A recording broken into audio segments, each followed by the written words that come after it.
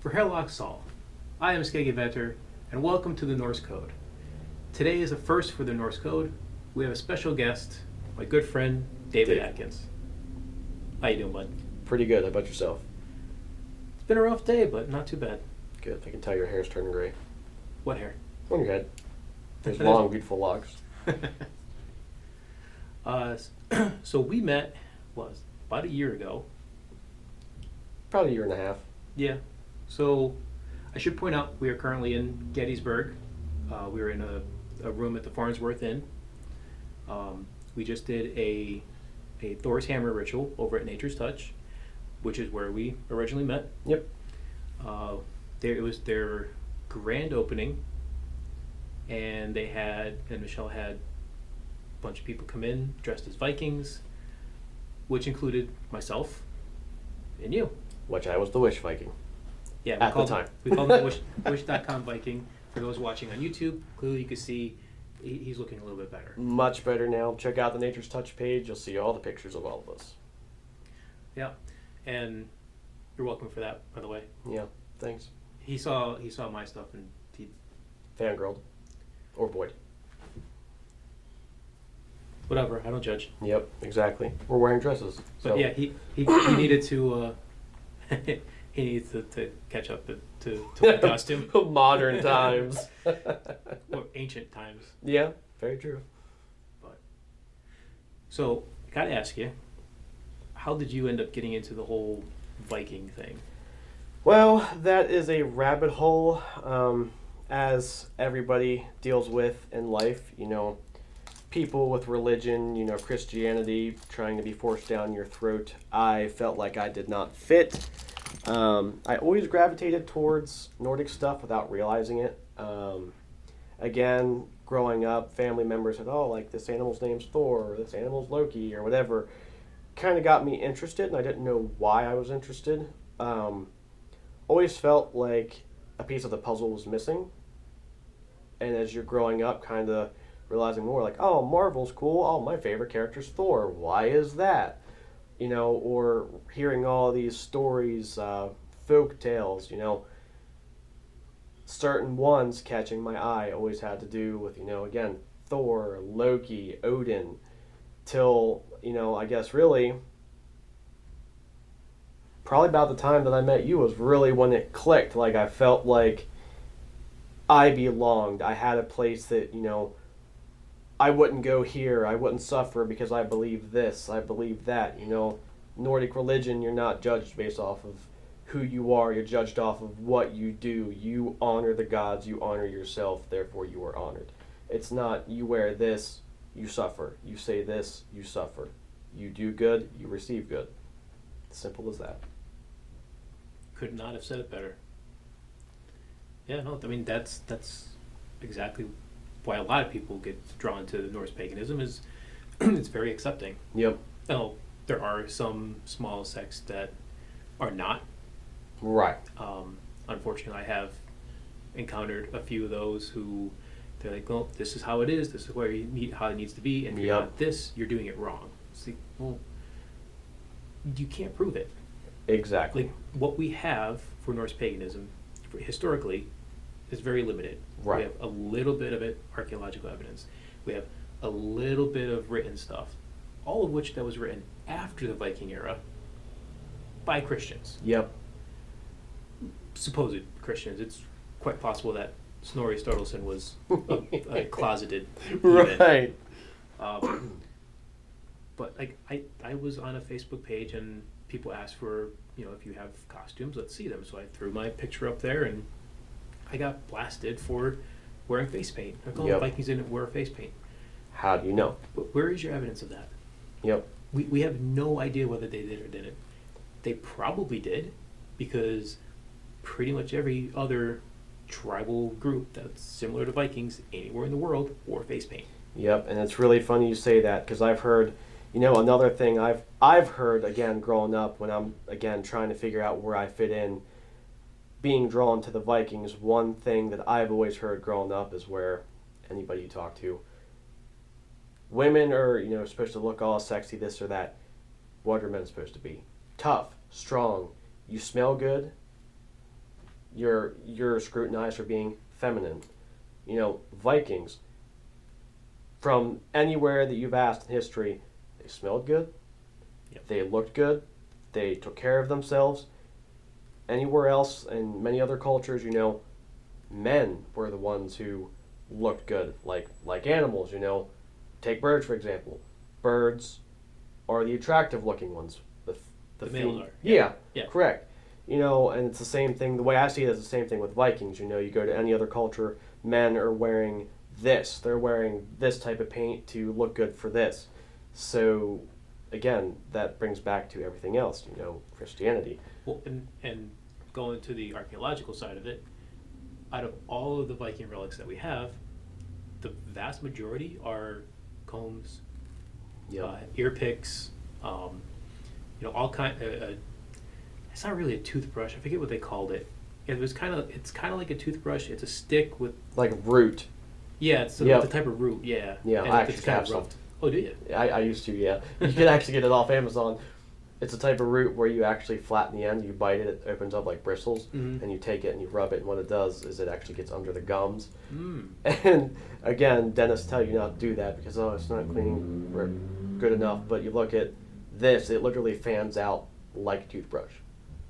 Might have to give that a try. Yeah. Tastes kind of weird, but it's definitely a healthier version. So while we're talking about teeth, there's one thing that we know Vikings sometimes did, which is still kind of questioned as to why and what the purpose was, and that was filing the front of their teeth flat. I know it's proposed that they would embed things in there or color them to look more ferocious, but we don't know for sure. That's just speculation. I have a funny thing to go with that, and it makes a lot of sense now. So, side note with Vikings, they say if you can easily grow facial hair, it's because you come from a Viking tribe that, you know, was in battle. Because they say, scientifically proven, if you have a beard and you get punched, the beard disperses the energy from the punch to keep from breaking the jaw. With the teeth, along with that, I've heard that they said they'd file down the teeth, so then if they got punched with the teeth being pointed like that, you know, up here is going to be more fragile, it'd break. So it'd be filed down flat, so obviously you get hit, it's not going to break anything. I've not heard that. That's interesting. TikTok. But there was a really good piece of advice out there for you. Guys, grow a beard. Yep. Not only does it look good, it protects you.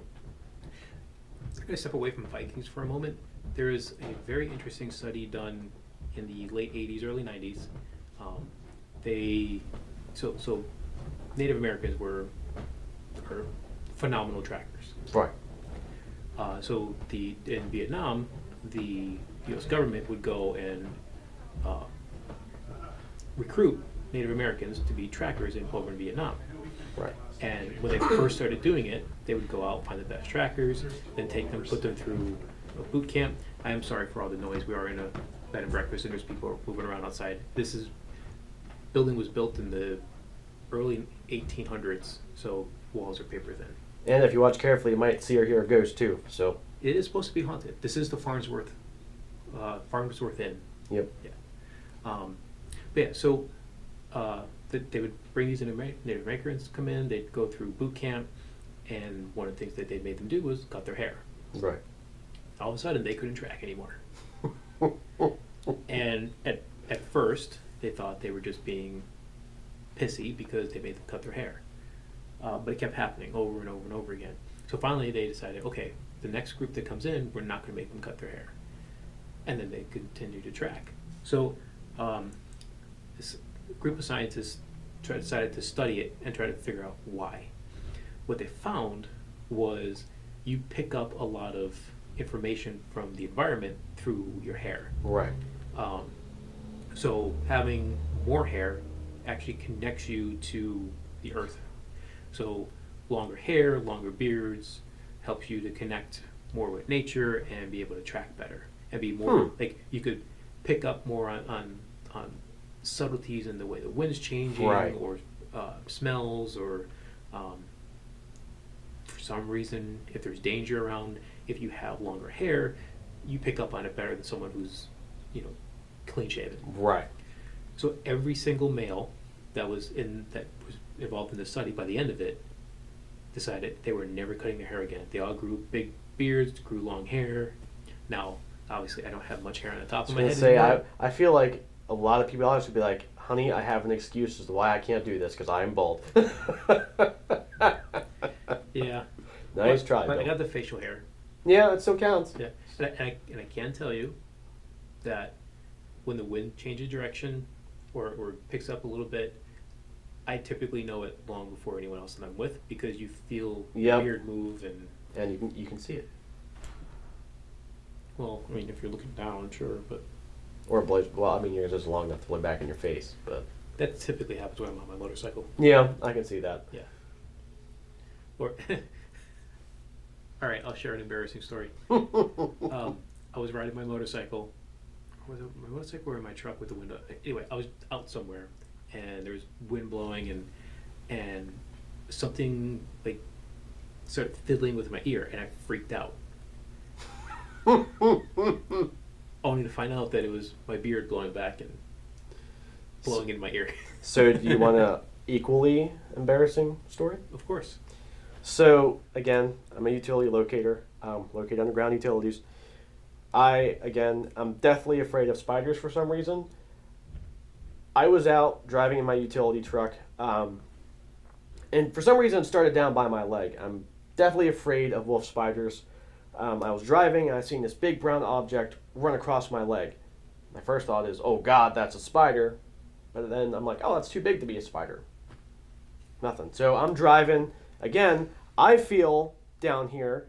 My dumb thought was, oh, I have a beard. It's longer. It's in my hair. It's in my ear. Just as I happened to look down and see the spider run down my chest and across my leg, I was willing to roll out of a moving truck because of a spider that was, it was probably, close to the size of the bottom of an apple. It was a good, probably about 6 inches across.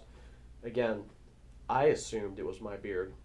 Life decided to tell me it was a 6-inch wide spider. That's a good one. Yeah, pretty embarrassing. Nobody else has heard that except my wife, so you should feel special.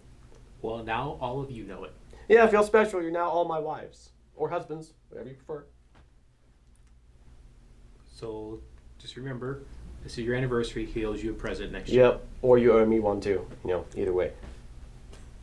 I'm broke. We'll judge.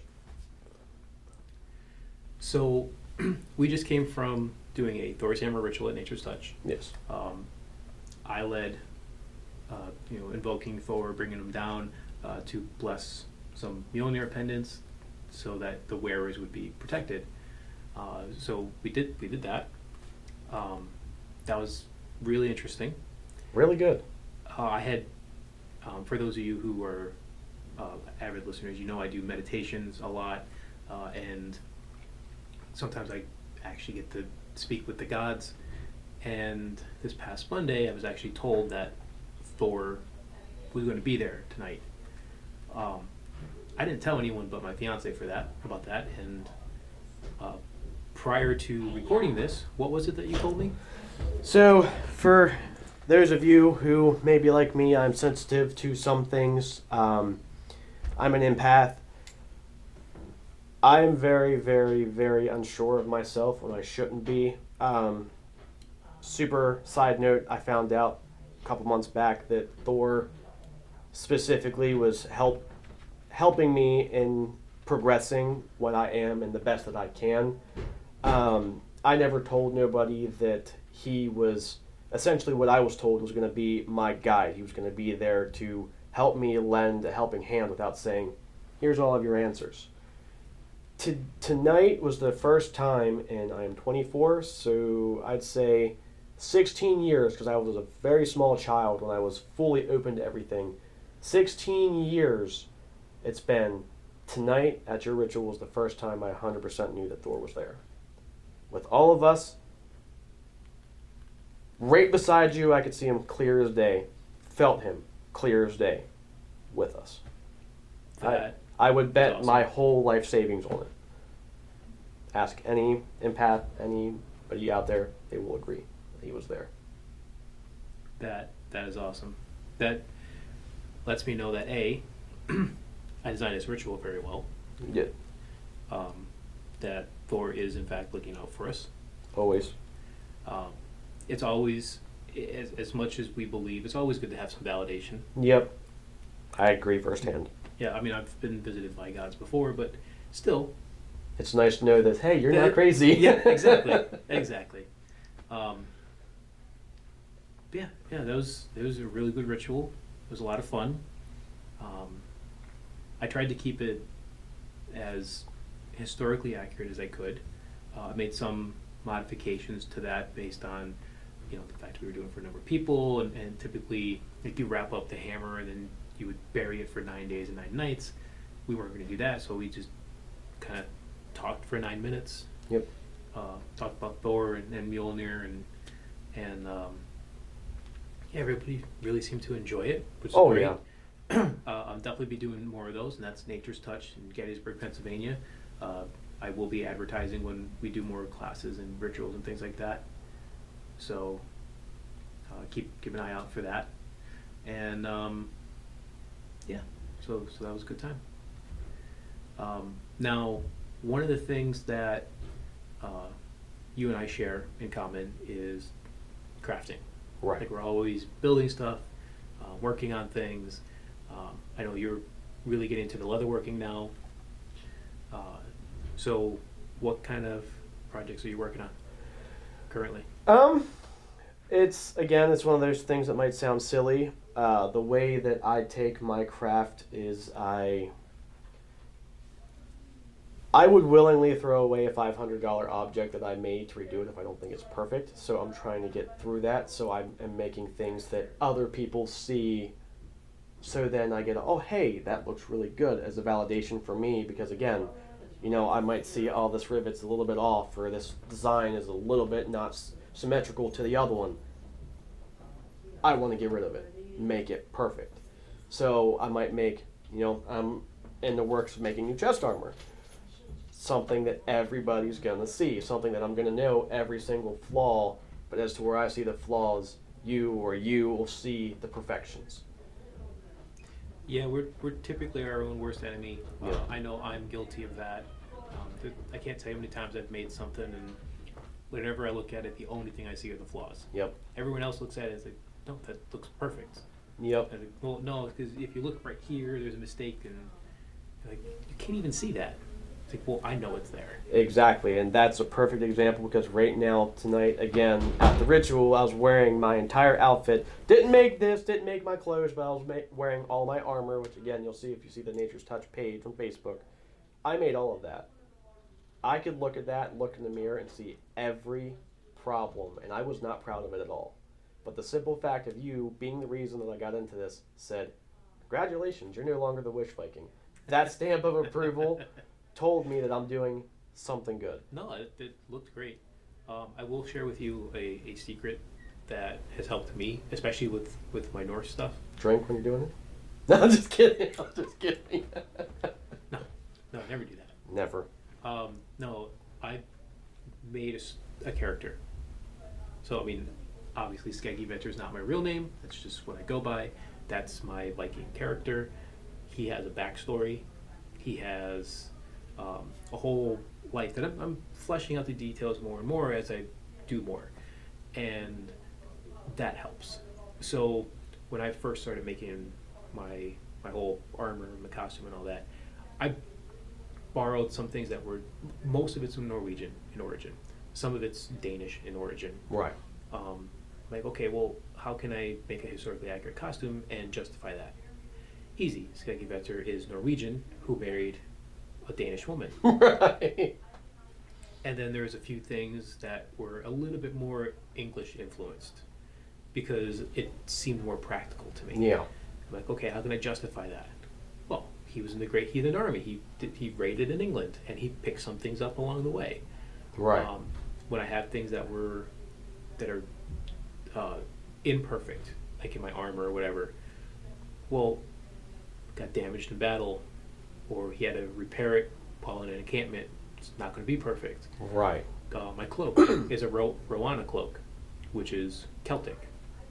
Well, the Vikings ruled most of Ireland for a couple hundred years. Yeah. So maybe he went to visit Ireland and said, "Hey, I like that cloak. I'm taking that with me." You got to keep in mind, the Vikings were Everywhere. traders. Yeah. Above everything else, they were traders. They Right. went everywhere. They had things. I mean, they're finding things in Scandinavia from the Far East, like Yeah. China and all that, and because they traded. And so, why wouldn't they have something from another culture? Makes sense. If they thought, hey, this seems more practical, or the way that I fight this works, or this just fits my aesthetic. Yeah. Why wouldn't they? Right. Or it's just pretty. Or it's just great. Yeah. I mean, a lot of times when I'm, especially like the clothing and that, I'm looking up.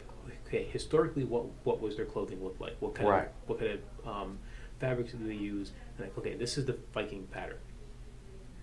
All right, well, I'm going to do something like that, but not that exactly. Yeah. And the rationale is, well, I mean, Viking era is a couple hundred years, Yeah. and then you look even further back because I mean, the people just because it was not the Viking era doesn't mean the Vikings didn't exist. Exactly. So you could go back 1,000 years, 2,000 years. Things are going to change, and while there might be a pattern that was popular, all the clothes were handmade. Yep. So people would put their own spin on it, and so I don't fret so much about being perfect.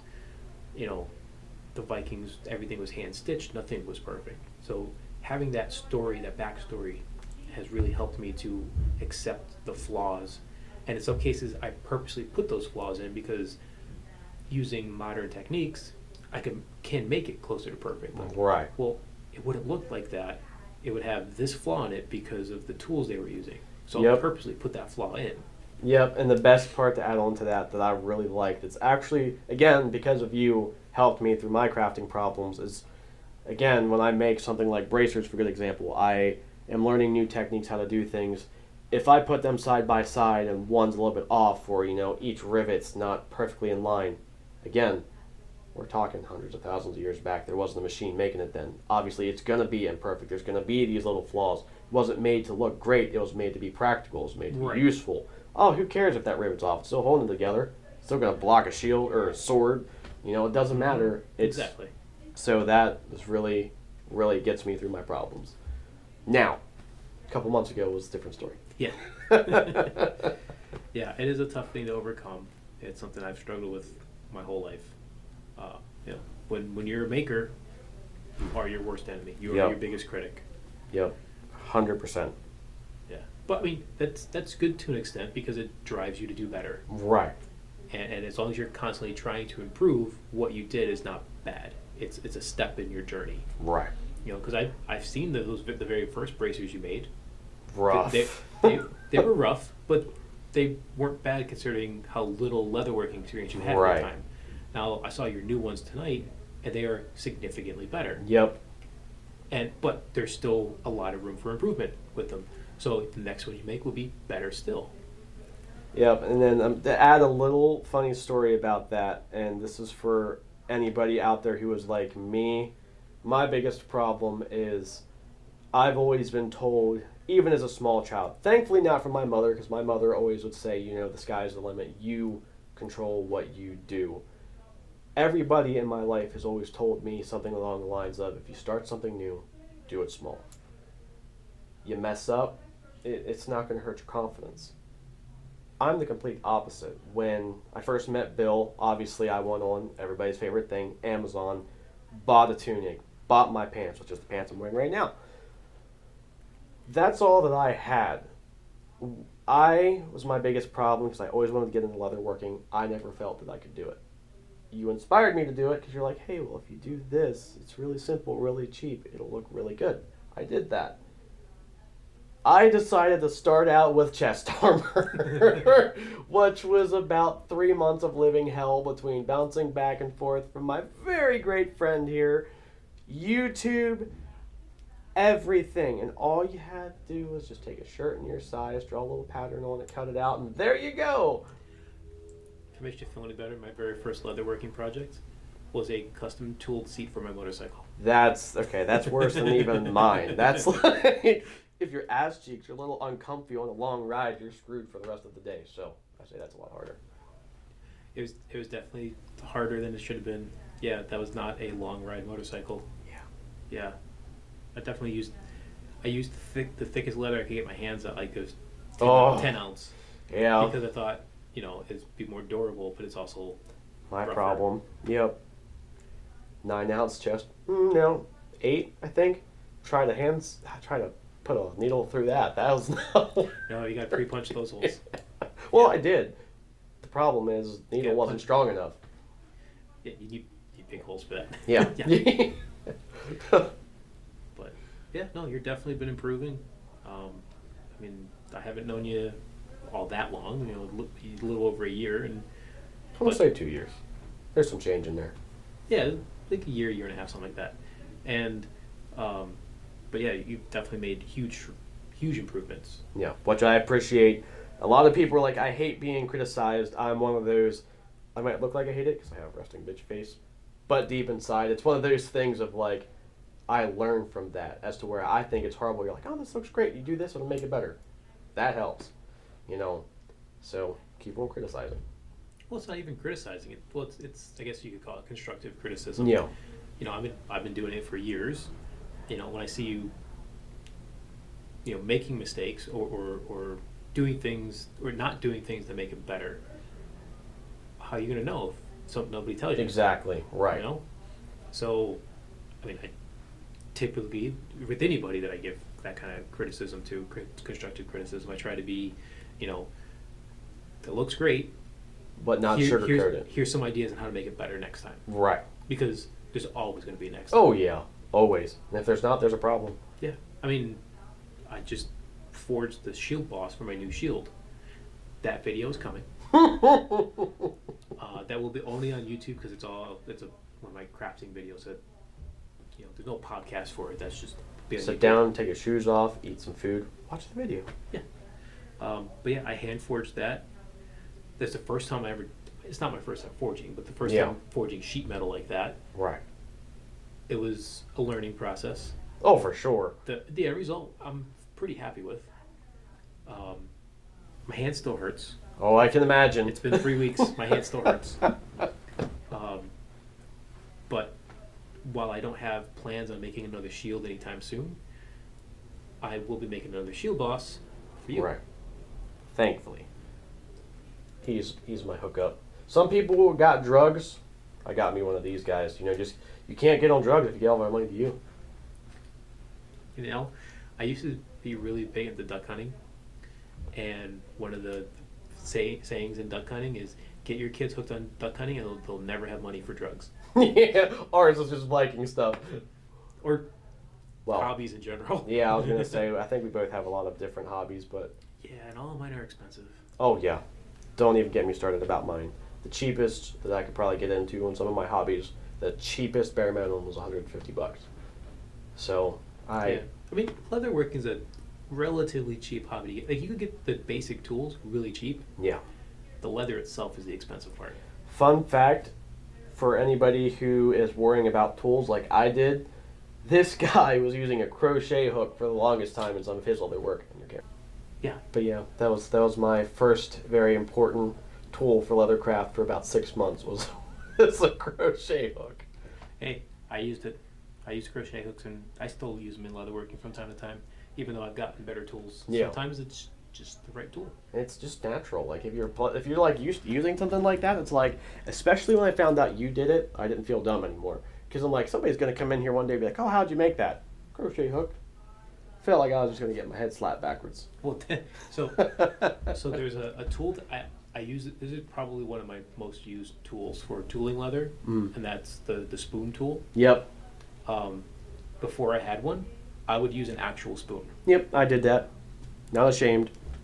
No, I mean, you use what you have until you have the right tool. Right.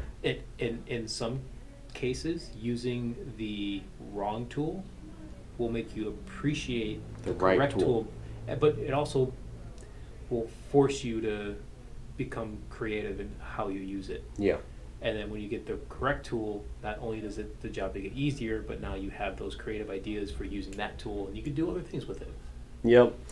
So that's really funny about that because again, another little embarrassing thing. For those of you who are real leather crafters out there, will probably want to smite me. My biggest fear in leather crafting was backgrounding because again, starting out, I was cheap and have the money to go full board like I'd like to. Again, other expensive hobbies. I decided to bend a spoon and then use that to try to do a design, and it came out so horrible, so unspeakable, that I literally took that leather and destroyed it so you could not tell what it was because I was so embarrassed by it. Like, the design was like, I was going for like an old pounded design and it worked, but the simple fact of like, you should have just scooped it that way to give like a battle damage look, because that's about what I done with the... So if you don't have the right backgrounding tool for that, use a ball peen hammer. Yeah, which again I also don't have, but yeah. Yeah, I've done that. I wanted like that hammered metal look. Yep. And I just used the round end of a ball peen hammer to get that. Yeah, that would have definitely saved me and that poor little spoon, because I will never forget trying to make that look like a little teeny tiny half circle. Was just not. It was, Well, sometimes you try things and it works, sometimes it doesn't. neighbors didn't appreciate it either because it sounded like a gunshot, but that was sorry, another story for another day. Yeah, I'm sure my neighbors have thoughts about me because sometimes they've walked outside and I'm just out there with a sword and shield. Full armor. Full Viking form. At this point, they don't even question me anymore. Yep. They think something was wrong with you if you reverted back to just normal Bill. Just like, why is this guy wearing normal clothes? Where's his Viking stuff at? You know, it's funny, when I first made the armor, my ex-wife, she said to me, "When are you ever going to wear that? You put all this time and money into it. When are you going to wear it?" Well, you know, there's Halloween, there's the Pennsylvania Ren Fair, the New York Ren Fair, the New Jersey Ren Fair, New York Fairy Fest. For those of you who don't know, Fairy Fest is kind of like a Ren Fair, but it focuses on the mythical creatures. Like high fantasy. Yeah. Yeah. And then I said, I don't know, maybe I'll just wear it around the house. Oh, you will not wear it around the house. Yep. So I had a day off. She didn't. She comes home, full armor, helmet, chainmail, whole 9 yards, sitting there watching TV. So, a similar story, but again, my current wife, my one and only wife, I'm too broke to go through that whole process, so my saying was, you best love me, or if you get pissed off at me or tired of me, you best go take yourself a nap and then come back and appreciate me a little bit more. 100%, day we were getting married, what I said, love her to death, she's amazing. She probably smacked you for that. Oh yeah, later, Okay. Definitely could have been abuse. No, just kidding. Said the same thing to me. I'm the type of person where, again, I walk down the street to Gettysburg in my whole Viking get up and not feeling ashamed. People call my shoes Peter Pan shoes, comfiest shoes I've ever worn. And So, the day we met at Nature's Touch, there's what, 5 or 6 of us, all in Viking clothing, and a whole group of it's Gettysburg. Reenactors comes of up. the Civil War. Yep. So, unfortunately, I don't have a copy of this picture, but we did get a picture of all the Vikings and Against all the Civil Wars. Yeah, we got all together. We did challenge them to a sword fight. They said no, our swords were too big. Yeah. But yeah, no, that was a lot of fun. They were really cool. They were interested in our costumes. And, Yep. And yeah, you just have that appreciation whenever you. It's not even. It's more than cosplay. It's closer to reenactment. And you get that appreciation for other, even if it's not the same time period you're doing. You appreciate the detailed work that they put into it. And it's not even that. The way, again, like I said, coming here, I see more people. Again, I'm self-conscious. I shouldn't be. I'm amazing. No, just kidding. You'll see. Yeah, no, he's really not. No, I'm not. I'm like as boring as the white crayon. What it comes down to is the fact of like, again, take us compared to the Civil War reenactors. We have respect of we're doing what we loved and we're not ashamed for it. As to where most society says, why waste your time? Why waste your money? Why waste even an effort? Well, it's as simple as we love it. It makes us happy. Yes. There doesn't have to be a reason. I enjoy it. Again, my comfy clothes on my days off, I'm wearing a tunic. Because it's comfy. Why? Because it's comfy. Yeah, I keep finding more and more reasons to wear my Viking clothing. The ritual, I wear it for the podcast. I occasionally wear it hiking. Because, you got to field test this stuff. Always get yourself some leg wraps when you're having a problem with thorns again. Oh, yeah. That's one Yep. of the reasons that they exactly. Yep. wore them. Better than jeans. Keeps ticks off, too. Yeah. So, I do have a TikTok now. Not thrilled about that. My fiance made me do it. Vikings never had TikToks. No. Nobody should They had have TikTok. ravens. But one of the things that I will be doing on TikTok is hiking out into the woods and doing readings from the Hobble. That's gonna be cool. Yeah, hopefully in the next few weeks I'll actually be able to get out and start doing that. I have woods in my new house.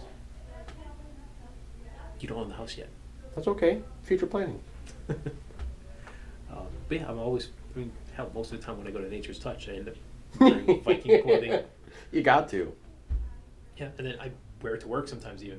Fun fact, one thing that for some of you who might not know, Nature's Touch, if you're looking for Viking things or witch things, 100% authentic, that's what that store is. It's not just some random store that we just go to that has the word nature in it. There's a lot of metaphysical stores in Gettysburg. Yes. I've been to all of them multiple times. I have everywhere in Adams, Franklin County, pretty much this whole within 60 miles of here. So obviously I'm a Norse pagan.